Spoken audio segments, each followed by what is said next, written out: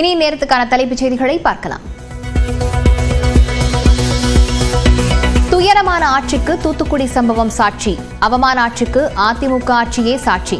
தமிழ்நாட்டில் சட்டம் ஒழுங்கு குறித்து பேச அதிமுகவிற்கு எந்த தகுதியும் கிடையாது எனவும் முதலமைச்சர் மு க ஸ்டாலின் பதிலடி. சாமானிய மக்களை வதைக்கக்கூடிய ஆட்சிக்கு சாத்தான்குளமே சாட்சி, அவமான ஆட்சிக்கு அதிமுக ஆட்சியே சாட்சி. தமிழ்நாட்டை புலம்பு வைத்ததுதான் அதிமுக ஆட்சியினுடைய சாதனை.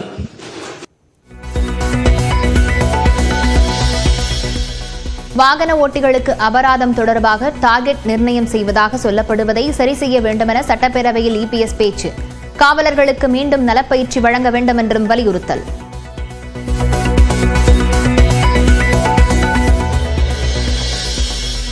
தமிழக சட்டப்பேரவையில் கூடுதல் நேரம் பேச அனுமதி தரக்கோரி பாஜக உறுப்பினர் வானதி ஸ்ரீனிவாசனுக்கு ஆதரவாக குரல் எழுப்பிய அதிமுக உறுப்பினர்கள். என்ன அதிமுக பக்கம் சத்தம் வருகிறது என சபாநாயகர் கூறியதால் அவையில் சிரிப்பலை.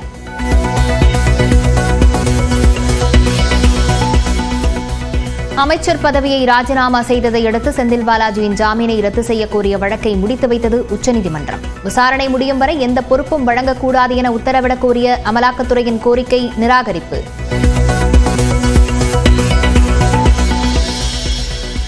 இரண்டாம் நிலை காவலர் காலிப்பணியிடங்கள் 2833 என கணக்கிடப்பட்டு தமிழ்நாடு சீருடை பணியாளர்கள் வாரியத்திற்கு அனுப்பப்பட்டுள்ளது. விரைவில் அறிவிப்பாணை வெளியிடப்படும் என முதலமைச்சர் மு க ஸ்டாலின் அறிவிப்பு. இந்திய கடற்படைக்கு 63,000 கோடியில் 26 ரஃபேல் விமானங்களை வாங்க பிரான்சுடன் ஒப்பந்தம் கையெழுத்து. பாதுகாப்புத்துறை செயலாளர் ஆர்.கே. சிங் மற்றும் கடற்படை துணை தலைமை அட்மிரல் முன்னிலையில் இருதரப்பும் ஆவணங்கள் பரிமாற்றம்.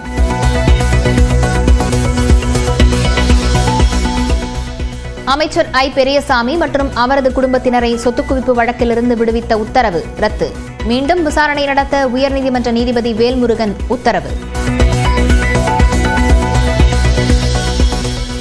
நெட்ஃபிளிக்ஸ், அமேசான் பிரைம் உள்ளிட்ட ஓடிடி தளங்களில் ஆபாச காட்சிகளை கட்டுப்படுத்த கோரி வழக்கு.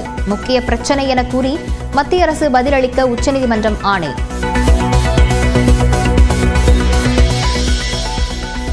வெளிநாட்டு நிதி தொடர்பாக எம்எல்ஏ ஜவாஹிருல்லாவுக்கு விதிக்கப்பட்ட ஓராண்டு சிறை தண்டனை இடைக்கால தடை விதித்தது உச்சநீதிமன்றம்.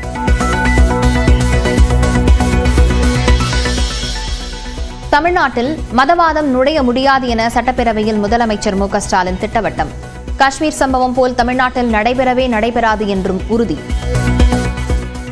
காஷ்மீர் மாதிரி நடக்கக்கூடாது என்றும் இங்கே பேசியிருக்கிறார். அது மாதிரி நிச்சயமாக தமிழ்நாட்டை பொறுத்தவரை நடைபெறாது என்பதை உறுதியுடன் தெரிவித்துக்கிறேன். அரசு ஊழியர்களுக்கான அகவிலைப்படி 2 விழுக்காடு உயர்வு. பண்டிகை கால முன்பணம் 20,000 ரூபாயாக அதிகரிக்கப்படுவதாக முதலமைச்சர் மு க ஸ்டாலின் அறிவிப்பு. அரசு பணியாளர்கள் மற்றும் ஆசிரியர்கள் அவங்களோட குடும்பத்தினரோட பண்டிகைகளை சிறப்பாக கொண்டாடின வகையில் ஏற்கனவே இதுவரை வழங்கப்பட்டு வரும் 10,000 ரூபாய் பண்டிகை கால முன்பணம் தற்போது 20,000 ரூபாயாக உயர்த்தி வழங்கப்படும். பழைய ஓய்வூதிய திட்டம் உள்ளிட்டவை குறித்து ஆராய அமைக்கப்பட்ட குழு செப்டம்பருக்குள் அறிக்கை அளிக்க வேண்டும். சட்டப்பேரவையில் முதலமைச்சர் மு க ஸ்டாலின் அறிவிப்பு. பழைய ஓய்வூதிய திட்டம், பங்களிப்பு ஓய்வூதிய திட்டம் மற்றும் ஒருங்கிணைந்த ஓய்வூதிய திட்டம் ஆகிய 3 ஓய்வூதிய திட்டங்கள் குறித்து விரிவாக ஆராய்ந்திட ஒரு குழு அமைத்து அந்த குழு தனது அறிக்கையை மற்றும் பரிந்துரையை செப்டம்பர் மாதம் 30ஆம் தேதிக்குள் சமர்ப்பிக்க அறிவுறுத்தப்படும். அரசு ஊழியர்கள், ஆசிரியர்கள் ஈட்டிய விடுப்பு நாட்களை சரண் செய்து பணப்பலன் பெறும் விவகாரம் வரும் அக்டோபர் மாதம் முதல் 15 நாட்களை சரண் செய்யலாம் என முதலமைச்சர் அறிவிப்பு. அரசு அலுவலர்கள் மற்றும் ஆசிரியர்களுடைய கோரிக்கையை பரிசீலித்து ஈட்டிய விடுப்பு நாட்களில் 15 நாட்கள் வரை 1/10/2025 முதல் சரண் செய்து பணப்பயன் பெறலாம் என்பதை இந்த அவையில் மகிழ்ச்சியோடு தெரிவித்துக் கொள்கிறேன். பஹல்காமில் தாக்குதல் நடத்திய பயங்கரவாதிகள் கிஷ்வர் மலை வழியாக தப்பியோட முயற்சி. இரவு நேரத்தில் வீடுகளுக்குள் புகுந்து உணவுகளை திருடிச் சென்றதாகவும் தகவல்.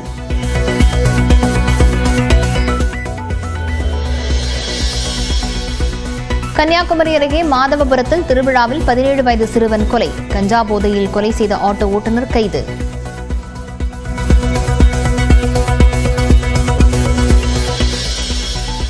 சிவகங்கை அருகே தஞ்சாவூர் மானாமதுரை தேசிய நெடுஞ்சாலையில் மறியல். திமுக பிரமுகர் கொலை வழக்கில் உண்மை குற்றவாளிகளை கைது செய்யக்கோரி போராட்டம்.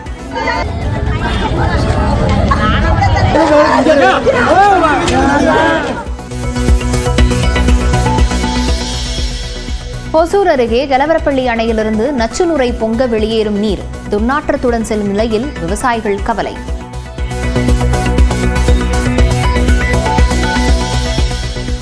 கடலூரில் 22 ஆண்டுகளுக்கு முன் நடந்த முருகேசன் கண்ணகி ஆணவ கொலை வழக்கு. கொலையாளிகள் 3 பேருக்கான ஆயுள் தண்டனையை உறுதி செய்தது உச்சநீதிமன்றம்.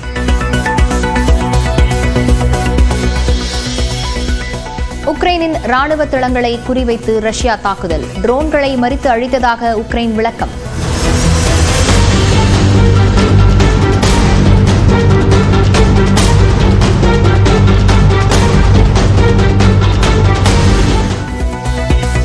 தமிழ்நாட்டில் ஒருபோதும் மதவாதம் உள்ளே நுழைய முடியாது என்று சட்டப்பேரவையில் முதலமைச்சர் மு க ஸ்டாலின் உறுதிபட தெரிவித்துள்ளார். சட்டப்பேரவையில் காவல்துறை மானிய கோரிக்கை மீதான விவாதத்தின் போது பாஜக உறுப்பினர் வானதி ஸ்ரீனிவாசன் எழுப்பிய கேள்விக்கு முதலமைச்சர் பதிலளித்தார். கோவையில் நடந்த கார் குண்டுவெடிப்பு சம்பவம் குறித்து பேசிய முதலமைச்சர், கோவையில் கோயில் அருகே நடைபெற்ற சம்பவம் தொடர்பாக நடவடிக்கை எடுக்கப்பட்டுள்ளதாக கூறினார்.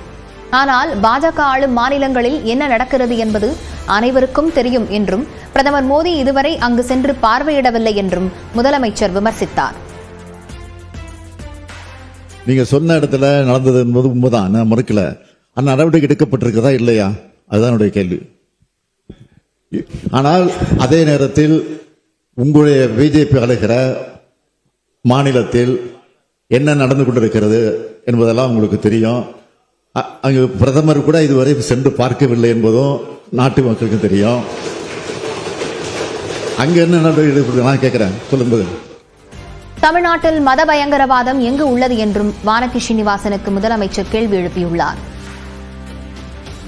இங்கு மாண்புமிகு உறுப்பினர் வானதி சீனிவாசன் அவர்கள் உரையாற்றிய போது ஆடிட்டர் ரமேஷ் தொடர்பான கொலை பற்றி குறிப்பிட்டு காட்டியிருக்கிறார். அந்த கொலை என்பது அதிமுக ஆட்சி காலத்தில் நடந்தது. அது நீதிமன்றத்தில் நிலுவையில் உள்ளது. அதேபோல காஷ்மீர் மாதிரி நடக்கக்கூடாது என்று இங்கே பேசியிருக்கிறார். அது மாதிரி நிச்சயமாக தமிழ்நாட்டை பொறுத்தவரை நடைபெறாது என்பதை உறுதியுடன் தெரிவித்துக்கிறேன். எனவே எந்த காரணத்தை கொண்டும் தமிழ்நாட்டை பொறுத்தவரை மதவாதம் உள்ளே நுழைய முடியாது முடியாது முடியாது என்பதை நான் தெளிவுபடுத்த சொல்றேன்.